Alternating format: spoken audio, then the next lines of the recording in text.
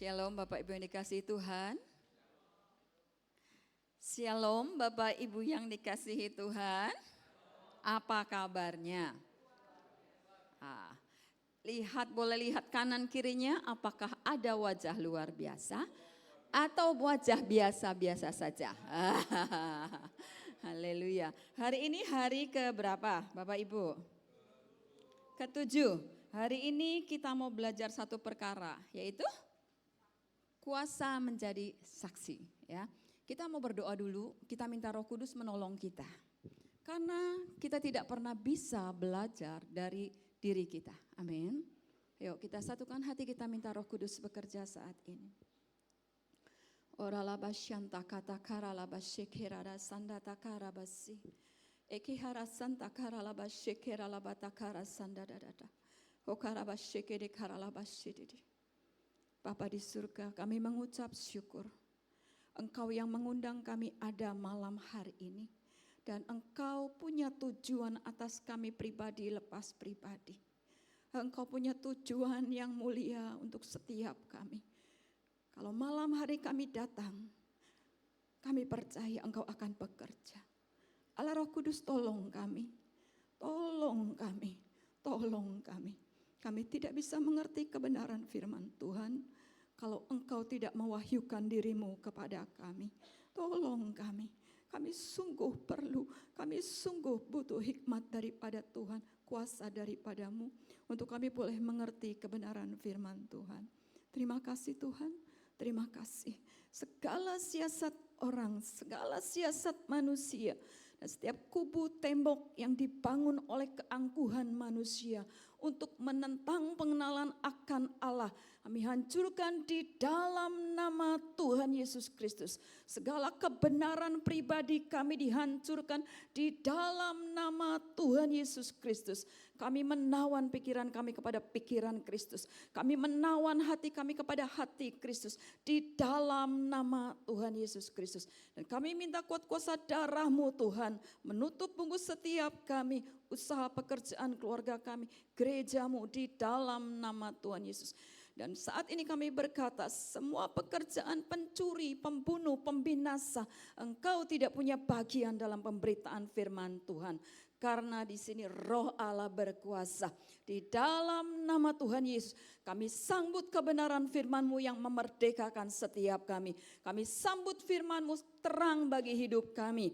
Di dalam nama Tuhan Yesus, sama-sama katakan, amin, haleluya. Puji nama Tuhan. Oke, hari ini kita belajar untuk satu perkara, kuasa untuk menjadi saksi. Next. Ayatnya pasti ada yang hafal, pasti banyak yang hafal ya. Kisah Rasul 1 ayat 8, kita baca bersama, 3, 4. Tetapi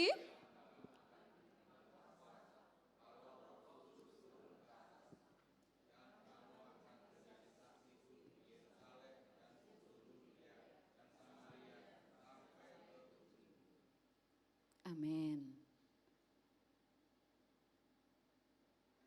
Saya minta baca sekali lagi dengan pengertian. Ini sesuatu yang dahsyat. Baca dengan hati, baca dengan iman. Ya, 3, 4.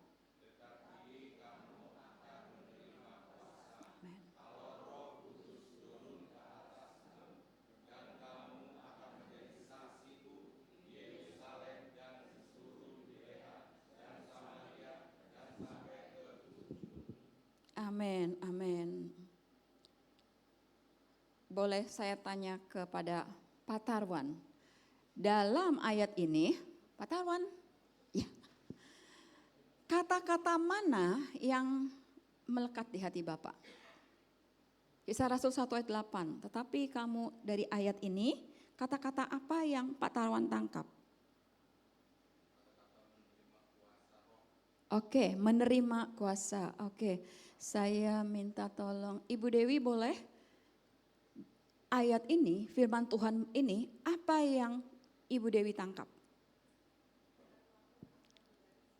Menjadi saksi, amin. Satu lagi saya minta boleh Kok Tony? Pak Tony? Kalau baca ini, yang Pak Tony tangkap adalah apa? Menjadi saksi, amin. Bonus satu lagi, saya minta Ibu Christine.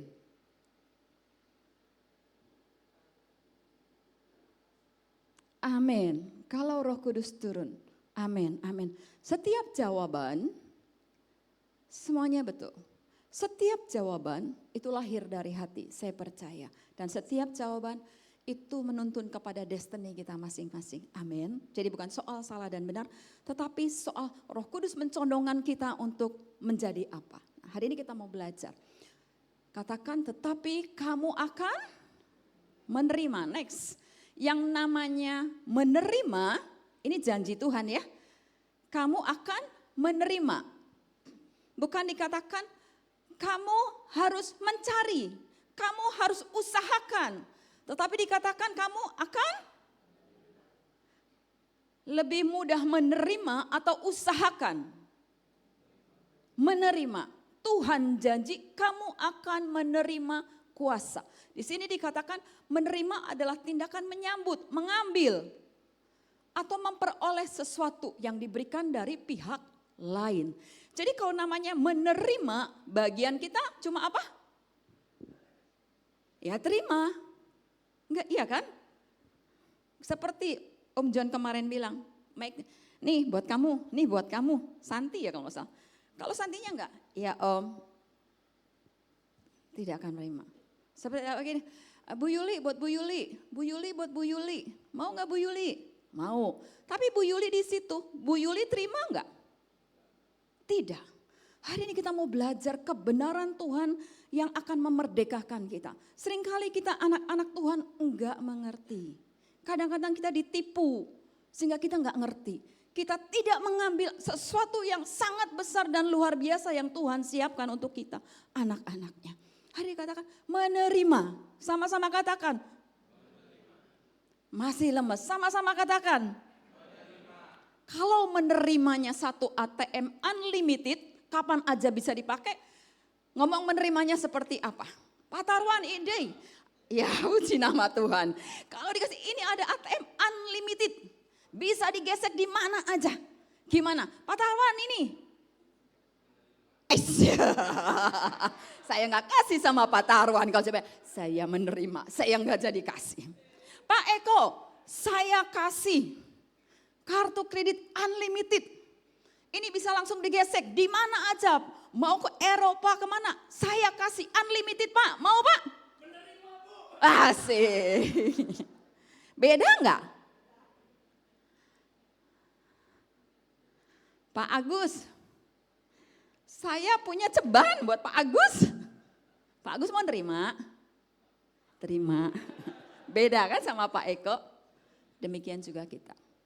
Saat Tuhan bilang, kamu akan menerima. Bapak Ibu, Tuhan ngasih kita apa? ATM unlimited? Atau seperti tadi uang cuma 10.000? Apa yang Tuhan mau kasih sama kita? Kuasa. Ini harus kita ngerti banget. Kita dikasih kuasa. Sementara orang dunia kuasa untuk mendapatkan kuasa tidak diberi. Mereka berusaha, kita lihat kalau ada pemilihan kepala daerah atau apapun, semua berusaha. Bahkan sampai harus menjual habis-habisan. Harus ke sana kemari minta dukungan. Artinya ada usaha yang sangat keras supaya dia menerima kuasa. Bahkan banyak orang yang pengen jadi orang pinter, harus puasa, harus apa, harus segala macam. Mau melakukan hal-hal yang tidak enak, dia mau lakukan demi kuasa. Banyak orang pinter kan, malah orang Kristen larinya ke orang pinter, kebalik. Sementara kita dikasih secara gratis. Bapak Ibu, mari kita pikirkan. Kita sudah dipilih dan dikatakan kamu akan menerima kuasa. Ketika kita tahu yang Tuhan siapkan, yang Tuhan sediakan, kita tidak akan diam-diam saja. Kita tidak akan asal-asalan ikut Tuhan. Kita enggak cuek-cuek sama Tuhan. Karena tahu. Seperti ketika Pak Eko dikasih unlimited kartu kredit. Sikap Pak Eko kepada orang yang memberikan seperti apa Pak kira-kira? Excited banget. Dan pasti ada rasa hormat. Oh, rasa benar-benar hormat sama orang itu. Betul? Bagaimana dengan kita? Kita sudah diberikan segala sesuatu oleh Tuhan. Apakah kita masih tenang-tenang saja? Apakah di saat kita menyembah Dia, kita masih tenang-tenang saja? Kita masih bisa memikirkan yang lain. Kita masih bisa lihat IG saat menyembah Tuhan. Apakah itu sikap seseorang yang diberikan sesuatu yang luar biasa? Apakah ketika disuruh mengampuni atau disuruh memberikan sesuatu, itu lebih bernilai dari apa yang Tuhan beri? Hari ini kita belajar, kita sama-sama belajar apa yang Tuhan siapkan kepada kita. Dikatakan menerima kuasa artinya itu sebuah pemberian. Tidak ada usaha kita sama sekali. Bagian kita cuma terima. Seringkali ini udah cuma suruh nerima, tidak mau menerima. Kesalahan anak-anak Tuhan tidak mau menerima. Kenapa tidak mau menerima? Tidak mengerti, tidak mengenal. Dan seperti saya katakan tadi, saya ngomong sama Pak Eko dengan excited. Tetapi ketika kartu kredit ini saya kasihkan ke orang di pasar, orang di jalan yang tidak mengerti nilainya ini, mereka nggak mau, apaan sih itu? Nggak ngerti. Demikian juga kita. Kalau kita tidak mengerti apa yang Tuhan siapkan, kita akan biasa saja. Tapi kalau kita mau belajar, kita mau mengerti, hidup kita pasti berubah. Next, kita lihat. Dikatakan kamu akan menerima kuasa. Tuhan menjanjikan kuasa. Satu kata yang cukup untuk seluruh kebutuhan kita. Apapun yang kita butuhkan, cukup dengan satu kata kuasa. Ya, di bahasa Yunani dikatakan dunamis, artinya kekuatan, potensi, kuasa, power. Seperti kata dinamit itu diambil dari ini ya. Jadi kekuatan yang aktif dapat menghasilkan sesuatu ledakan yang sangat besar ya. Jadi dinamit kecil tetapi bisa meledakkan segala sesuatu.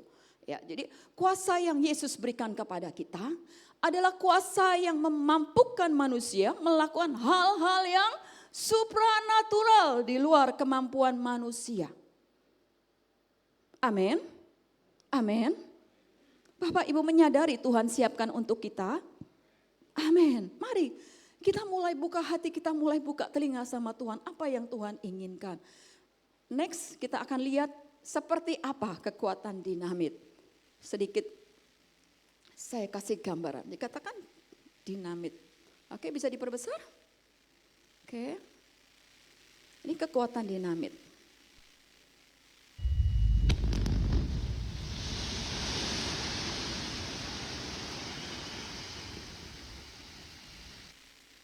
Thank you. Ya, thank you. Itulah kekuatan dinamit. Bisa menghancurkan dalam hitungan detik. Itulah pekerjaan kuasa yang diberikan kepada kita. Dapat menghancurkan apapun juga. Secara cepat, secara instan. Itulah kuasa yang Tuhan berikan.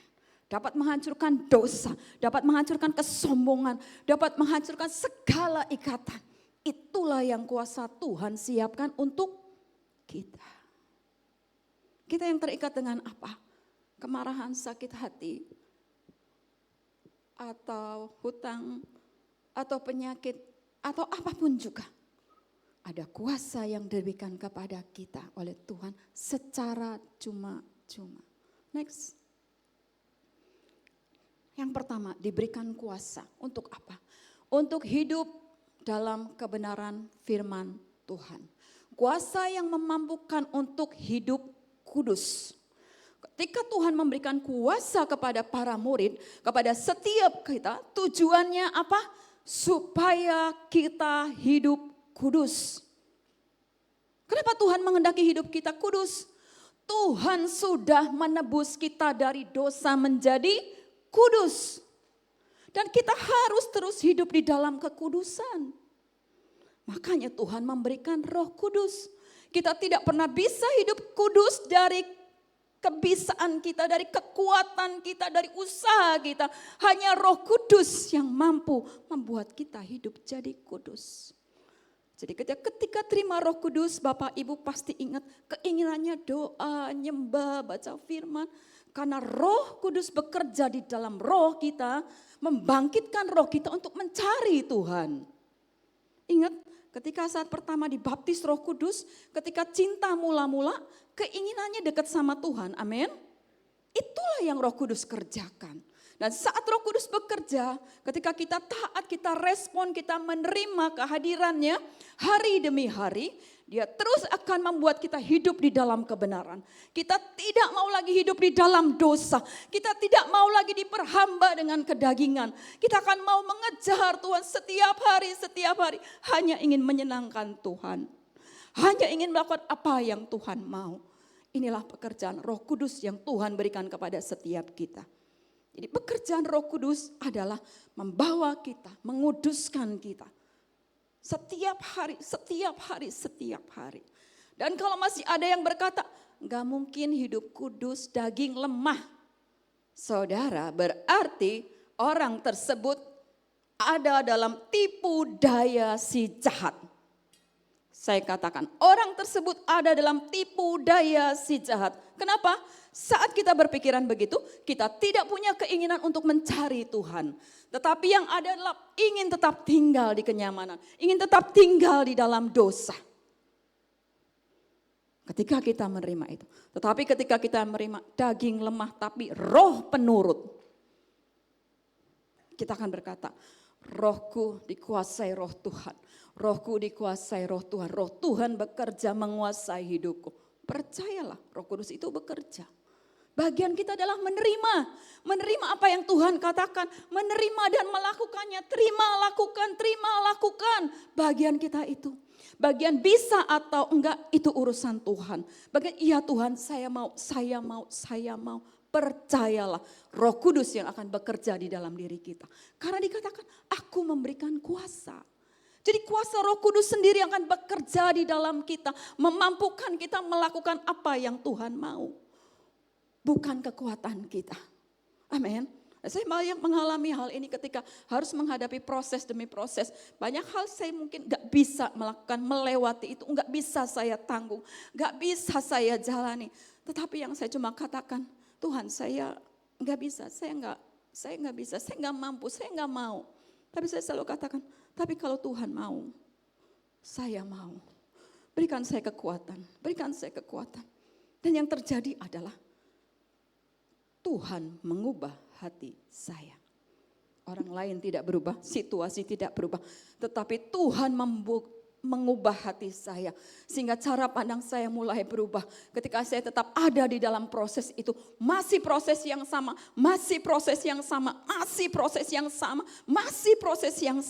Hati saya diubah sama Tuhan.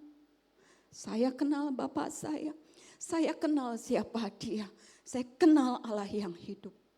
Itulah Tuhan kita, itulah roh yang ada di dalam kita.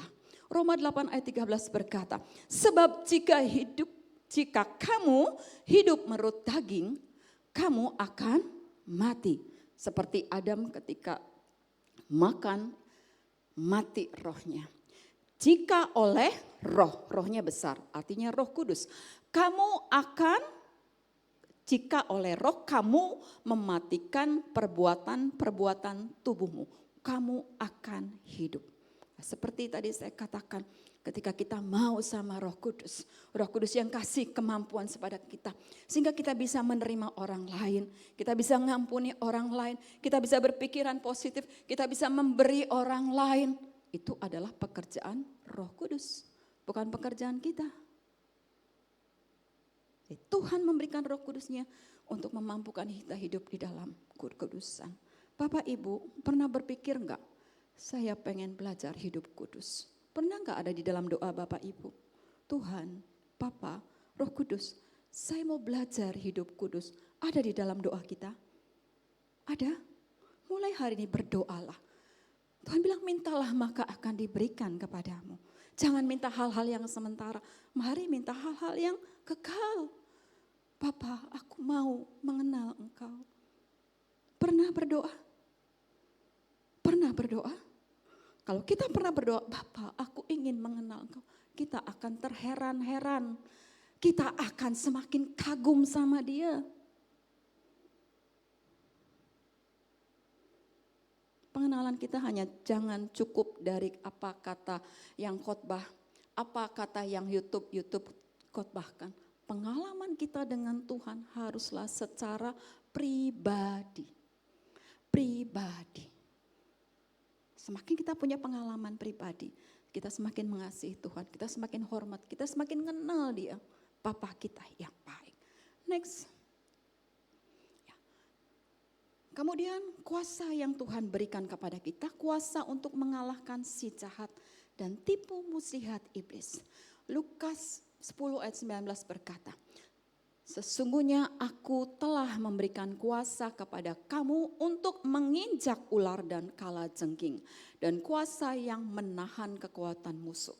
Sehingga tidak ada yang akan, kenapa kita masih suka takut, kenapa kita masih suka khawatir? Karena kita tidak percaya akan firman ini. Dunia boleh resesi, semua boleh naik, penyakit boleh datang, COVID boleh ada, apapun boleh terjadi. Tapi firman Tuhan katakan apa? Dikatakan apa lagi nih? Samakan kata-katanya. Aku akan atau apa? Nah, apa bedanya? Sudah. Artinya udah dikasih. Bukan akan, aku akan memberikan kuasa. Enggak, aku telah memberikan. Aku telah memberikan kuasa kepada kamu. Jadi bagian kita tinggal apa tadi? Terima kuasa Tuhan. Untuk menginjak, artinya ayat ini berkata, kita dikasih kuasa untuk menang terhadap tipu, muslihat, iblis, terhadap penguasa-penguasa di adara, terhadap semua pekerjaan-pekerjaan setan. Bukannya kita takut sama setan, harusnya setan takut sama siapa? Sama saya. Katakan, setan harus takut sama? Amin. Ketika Anda berkata, ibu-ibu, bapak ibu berkata dengan iman, setan takut dengan saya. Terjadilah. Terjadilah. Amin. Terjadilah. Ya. Jadi kuasa yang Tuhan diberikan kepada kita, kuasa untuk mengalahkan kedagingan kita yang ada di dalam kita. Kemudian kuasa yang Tuhan berikan kepada kita untuk mengalahkan si jahat dan tipu muslihat iblis di luar kita. Kemudian kuasa yang Tuhan berikan untuk apa lagi? Untuk melayani Tuhan dan sesama Tuhan. Efesus 3 ayat 7 bahasa Indonesia masa kini berkata seperti, Allah memberikan kepada saya anugerah, yaitu tugas. Jadi tugas itu sebuah anugerah, bukan beban. Ya. Tuhan sudah memberikan saya anugerah, yakni tugas untuk apa? Menyebarkan kabar baik itu. Saya menerima anugerah itu melalui yang di mana? Amin, amin. Percaya ayat ini, Bapak Ibu? Jadi ada kuasa Tuhan di mana? Di John, Tante Eli, Pak Pur, ada di mana? Ada di dalam setiap kita, ada di dalam kita. Jadi Tuhan memberikan kuasanya kepada kita untuk mengubah karakter kita, mengubah sikap hati kita, untuk mengalahkan yang di luar yang jahat, dan untuk melayani sesama, melayani Tuhan. Jadi tujuan kuasa yang diberikan kepada kita adalah untuk melayani, adalah untuk kepentingan Tuhan, adalah untuk kemuliaan Tuhan. Next. Ya, Roh Kudus turun atas orang percaya, mengubahkan hati, mengubahkan cara pandang, mengubahkan sikap, dan akhirnya mengubahkan karakter. Ini butuh proses, ini butuh waktu, ini butuh ketekunan. Bagian kita adalah taat. Bagian kita adalah taat seperti Tuhan Yesus taat kepada Bapa. Melalui proses setiap hari dengan cara terus berelasi dan terhubung dengan Roh Kudus sang sumber kita, melakukan kehendaknya. Bagaimana itu bisa berkelanjutan? Saat kita terus ada di dalam pokok anggur itu. Amin. Saat kita terus terhubung dengan Tuhan. Saat terus kita mau menanti-nantikan Dia. Saat kita terus mau mendengar suaranya. Saat kita terus mau taat, mau taat, mau taat, mau taat. Gagal, bangun lagi, taat lagi. Bangun lagi, taat lagi. Gagal lagi, taat lagi, taat lagi, taat lagi. Amin. Jangan bilang, ya udah berkali-kali. Gak bisa, saya gak bisa. Bisa. Firman Tuhan tidak pernah bohong. Amin. 7 kali orang benar namun ia bangkit kembali. Kenapa dia bangkit? Ada tangan Tuhan yang menopang. Bukan karena dia hebat, bukan karena dia mampu, bukan karena dia. Tetapi firman karena tangan Tuhan yang menopang. Bahkan dikatakan bukan kuat, bukan gagah tetapi rohku kata Tuhan. Amin. Next. Nah, tadi dikatakan coba Kisah 1 ayat 8, gak usah ditayangkan. Kisah 1 ayat 8 bunyinya 3, 4. Tetapi,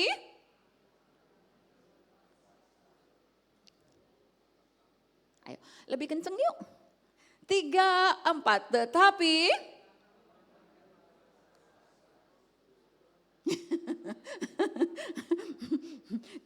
tambah kecil.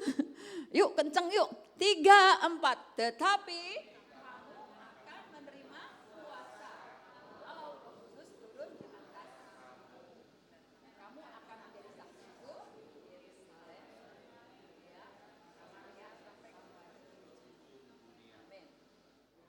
kalau Roh Kudus turun atas setiap kita. Bapak Ibu, waktu saya merenungkan ini tiba-tiba teringat. Ketika Adam dan Hawa jatuh ke dalam dosa. Sebelum mereka jatuh ke dalam dosa, mereka bisa ngobrol sama Tuhan. Di taman, jalan-jalan. Amin. Ada hubungan yang sangat dekat, yang sangat intim, yang sangat mesra dengan Tuhan. Tetapi ketika manusia memberontak, ketika mulai ada keinginan untuk menjadi sama dengan Allah. Ketika pengen ngambil haknya Allah yaitu kemuliaan. Manusia jatuh di dalam dosa. Ini harus ingat. Ketika kita pengen dilihat, ketika kita pengen lebih gitu. Ingat Adam dan Hawa akan jatuh dalam dosa. Kalau ada keinginan ego kita pengen tampil, pengen apa, pengen dilihat. Ingat Adam, ingat Hawa. Jatuh ke dalam dosa. Dan ketika mereka jatuh ke dalam dosa, dikatakan mati. Apanya mati? Rohnya mati. Rohnya mati. Sehingga ketika temu sama Tuhan, mereka bukan senang lagi, tapi mereka menjadi takut. Dosa membuat perpisahan antara kita. Dosa membuat kita menjadi takut. Dan sadari tidak Bapak Ibu. Pencurahan Roh Kudus, inilah waktunya Tuhan mengembalikan rohnya. Bukan di luar kita, tetapi di dalam kita. Amin. Pernah pikirkan berapa ribu tahun yang lalu Roh Tuhan tidak bisa lagi sama manusia. Tetapi setelah Pentakosta, pencurahan Roh Kudus itu ada kembali di dalam kita. Dahsyat gak sih? Begitu saya ngerasa mendapat pengertian, Pentakosta ini bukan main-main. Pentakosta ini bukan cuma peringatan, tetapi ini adalah satu janji yang sudah digenapi. Amin. Roh Kudus turun ke atas kita. Roh Kudus sudah dicurahkan, bahkan Roh Kudus tinggal di dalam hidup kita. Kalau kita lihat perjanjian lama, Allah Roh Kudus, Allah, Tuhan Allah tidak bisa berdampingan dengan manusia. Karena kekudusannya akan membunuh manusia itu. Manusia kalau bertemu dengan Allah dia akan mati karena kekudusannya. Tetapi sekarang kita ada Roh Kudus ada di dalam kita. Padahal kita hatinya lagi gak beres. Kita masih nyimpen dosa. Tetapi dia tetap tinggal di hadapan kita. Kenapa? Kasih karunia. Kasih karunia. Tadi pagi kita belajar tentang Yakub. Yakub berkali-kali jatuh, berkali-kali jahat, berkali-kali bikin yang tidak baik terhadap sesamanya. Tuhan tetap menampakkan diri. Tuhan tetap kasih janji. Tuhan tetap setia kepada Yakub. Itulah Tuhan kita. Itu yang sedang Tuhan kerjakan. Itu yang sedang Roh Kudus kerjakan dalam kita sehari-hari. Sadar atau tidak, Roh Kudus selalu berbicara kepada kita. Mengingatkan kita akan dosa kita. Mengingatkan kita untuk kembali kepada Tuhan, untuk mencari Tuhan, untuk dekat sama Tuhan. Berkali-kali kita menolak Dia. Tapi Dia tidak pernah undur dari kita.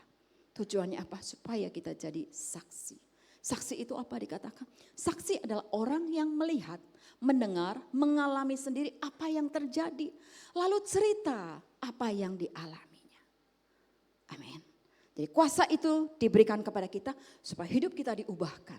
Melalui hidup kita diubahkan, orang di sekeliling kita melihat ada Tuhan. Kalau bilang, saya nggak bisa jadi saksi, saya nggak bisa menginjil, jadi udah cuma diem, tok. Padahal Tuhan bilang, jadikan seluruh bangsa muridku. Beritakanlah Injil. Saya nggak pintar ngomong. Saya deg-degan kalau ngomong. Hari ini kita belajar. Jadi saksi. Caranya apa? Hidup dipimpin Roh Kudus. Perbuatan kita. Ketika kita hidup dalam kebenaran, orang lihat nggak? Lihat. Di tempat kerja kita, dimanapun kita ada, di gereja kita, di keluarga kita, sama pembantu kita. Mereka akan lihat Tuhan. Itu namanya kita saksi. Ingat, mari cek. Kita tuh saksinya Tuhan atau saksinya hantu. Cuma dua. Saksinya Tuhan atau saksinya hantu. Kalau udah kita orang udah mulai kabur. Nah cek. Kalau ada kita orang cepet bubar. Cek. Cek. Apakah keberadaan kita menghadirkan Kristus? Apakah keberadaan kita membuat orang damai sejahtera? Apakah kehadiran kita membangkitkan iman? Karena kita ada presentasi dari Kristus. Kita adalah saksinya Tuhan. Jadi menjadi saksi itu bukan target. Itu adalah dampak keluar secara sendiri. Hidupnya berubah, perkataannya berubah, sikap hatinya berubah. Diapain aja masih oke, masih ngampuni. Masih bisa terima orang lain. Dalam kesusahan, dalam kekurangan, gak pernah ngeluh, gak pernah komplain, gak pernah jelekin orang. Sekeliling kita lihat gak? Lihat. Menjadi saksi adalah dampak. Dampak dari apa? Ketaatan. Dampak dari apa? Berjalan bersama dengan Roh Kudus. Ya, dampak dari ketaatan kita. Dampak dari kita tunduk pada pimpinan Roh Kudus. Dampak ketika kita mau dipimpin, bukan memimpin hidup kita sendiri. Dan kita dipimpin, kita dikuasai oleh Roh Kudus secara konsisten. Secara konsisten. Next. Oke. Menjadi saksi di Yerusalem, Yudea, Samaria, dan sampai ke ujung bumi. Ini bicara soal apa? Bicara soal lokasi, tempat. Seperti tadi, hidup kita berubah. Keluarga kita mulai lihat, kok mami berubah ya? Kok papi berubah ya? Anak saya kok berubah ya? Mbak kita mau lihat, kok gak ngomel-ngomel lagi ya? Gak suka nyala-nyalahin lagi, gak pelit lagi ya? Ada perubahan. Kita jadi saksi. Ketika ke pasar, ketemu sama langganan di pasar, biasanya kalau nawar sampai gitu. Sekarang berapa bu? Ya 5.000, yaudah ini bu, kembalinya buat ibu. Buat anak ibu. Nawar beca biasanya sampai udah mang, buat mamang. Ada perubahan. Ada perubahan ya. Yerusalem di sekeliling kita, Yudea, orang-orang sekitar kita, sampai Samaria dan sampai ke ujung bumi. Jadi yang mengalami, kenapa harus jadi saksi? Kita bisa jadi saksi di Yudea, di Samaria, bisa. Kita bisa jadi saksi di gereja kita. Kita bisa jadi saksi di kantor kita. Cek, di rumah jadi saksi enggak? Kalau di rumah enggak jadi saksi, berarti saat di Yudea, saat di Samaria, kita pakai topeng. Topeng lama-lama kalau dipakai capek enggak? Capek. Ya, jadi saksi pertama adalah di Yerusalem. Mengasihi keluarga, melayani keluarga, kasih Tuhan keluar dari hidup kita. Sehingga orang sekeliling kita akan diubahkan. Percayalah ketika kita berubah, ketika kasih Tuhan memenuhi hati kita, orang sekeliling kita tuh akan terdampak. Mereka akan menerima kasih Tuhan dan kasih Tuhan itu yang mengubahkan mereka. Ketika kita buka hati, Kita terus minta dipenuhi kasih Tuhan meskipun kita sakit, kita apapun perjuangan kita sendiri atau apapun yang kita harus bayar, kita tanggung sendiri. Tapi saat kita datang sama Tuhan, penuhi aku kasih. Aku mau hidup di dalam Tuhan, aku mau dipimpin oleh Tuhan. Aku mau menanggalkan semua pikiran-pikiran saya, kebenaran saya. Aku mau penuhi aku dengan kasih Tuhan. Tuhan kerja enggak? Kerja enggak? Kerja. Bagian kita cuma minta sama Tuhan. Hal-hal yang Tuhan inginkan minta. Dan ketika kita seperti itu, kita mulai jadi sabar. Kesabaran itu adalah buah ketaatan. Kesabaran itu adalah buah dari hubungan kita dengan Tuhan. Kesabaran buah-buah roh itu adalah buah dari keintiman kita dengan Tuhan. Orang yang tidak intim sama Tuhan tidak mungkin menghasilkan buah. Mungkin kita bisa pelayanan atau bisa kelihatan seperti apa. Tapi kalau tidak punya buah, hati-hati. Firman Tuhan berkata, Tuhan aku bernubuat, Tuhan aku ngusir setan. Wah, kelasnya sudah luar biasa ngusir setan. Tapi Tuhan bilang, enyah engkau apa? Apa? Tuhan bilangnya apa? Ingat gak?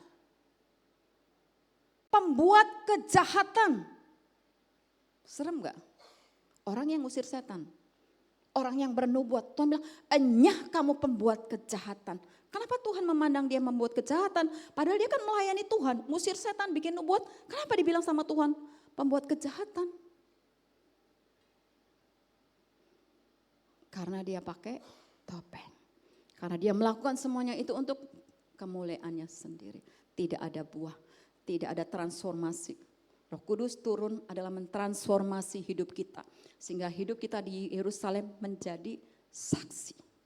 Kemudian Roh Kudus terus mentransformasi hidup kita. Sehingga orang sekeliling kita, pekerjaan di tempat pekerjaan kita menjadi saksi. Sampai ketika kita taat sama Roh Kudus yang akan menguasai kita. Roh Kudus bilang pergi ke sana. Kita nurut pergi ke sana. Ngobrol sama teman yang gak seiman. Cerita. Roh Kudus terus ngomong melalui kita. Cerita tentang Tuhan Yesus. Tiba-tiba dia nangis. Dia terima Tuhan Yesus. Amin. Bisa terjadi? Bisa. Itulah ketika kita dikuasai oleh Roh Kudus. Sehingga dikatakan unstoppable. Sama-sama katakan. Artinya apa? Tidak terhentikan. Bukan kita, tapi Roh Tuhan yang tidak terhentikan. Tidak ada yang bisa mengalahkan Roh Tuhan, yang menghentikan Roh Tuhan. Tidak ada satu kuasa pun yang dapat membendung kuasa Tuhan. Bagian kita adalah terima, taat, kerjakan. Bagian kita adalah taat. Semakin kita terima, semakin kita taat, kita akan semakin merendahkan hati kita di hadapan Tuhan. Semakin kita taat sama Tuhan, nama Tuhan ditinggikan. Orang cuma lihat Tuhan, bukan lihat kita. Orang akan memuliakannya Tuhan, bukan memuliakan kita. Orang akan mau cinta Tuhan, karena kita membawa Tuhan. Kita tidak membawa orang lain kepada saya. Oh iya, kalau konseling kudu sama saya. Kalau nggak sama saya katanya nggak enak, nggak plong. No, hati-hati. Jangan sampai Tuhan bilang, enyah engkau pembuat kejahatan.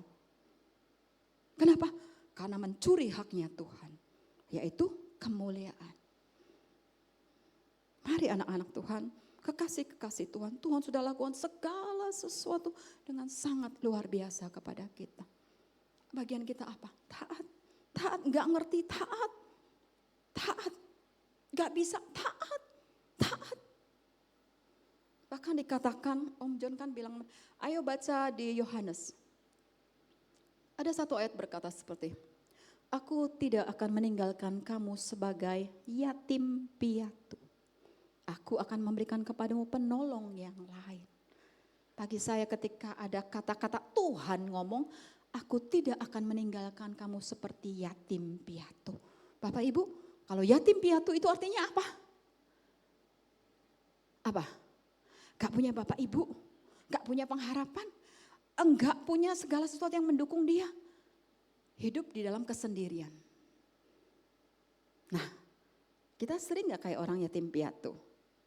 Sering gak? Kita memuji Tuhan, kita menyembah Tuhan, kita percaya firman Tuhan. Kita percaya, ya amin, kita doa dengan sungguh-sungguh, kita doanya bagus. Tetapi hati kita sering menjadi yatim piatu, kayak sendiri, kayaknya gak berarti, kayaknya gak ada yang tolong. Padahal roh Tuhan selalu menolong kita. Roh Tuhan selalu ngomong sama kita. Cuma kita sibuk dengan apa yang kita pikirkan. Kita sibuk dengan semua pergumulan kita. Kita sibuk dengan segala sesuatu yang mengganggu hati kita. Sehingga suara yang sangat halus, suara yang penuh kuasa itu terabaikan. Dikatakan tidak terhentikan. Kita baca satu ayat yang Tuhan Yesus katakan kepada para murid-muridnya. Yaitu di dalam, boleh ditayangkan, Yohanes 14 ayat 12 sebagai ayat terakhir. Yohanes 14 ayat 12. Aku berkata kepadamu, Tuhan Yesus berkata kepada setiap kita yang ada di tempat ini, barang siapa percaya kepadaku, ia akan melakukan juga pekerjaan-pekerjaan yang aku lakukan. Bahkan pekerjaan-pekerjaan yang lebih besar daripada itu. Sebab aku pergi kepada Bapa. Amin. Siapa yang percaya akan firman ini ada dalam hidup kita, buat kita? Amin. Kalau kita percaya, mari datang sama Tuhan. Mari para pemain musik, kita datang sama Tuhan. Kuasanya tidak terhentikan.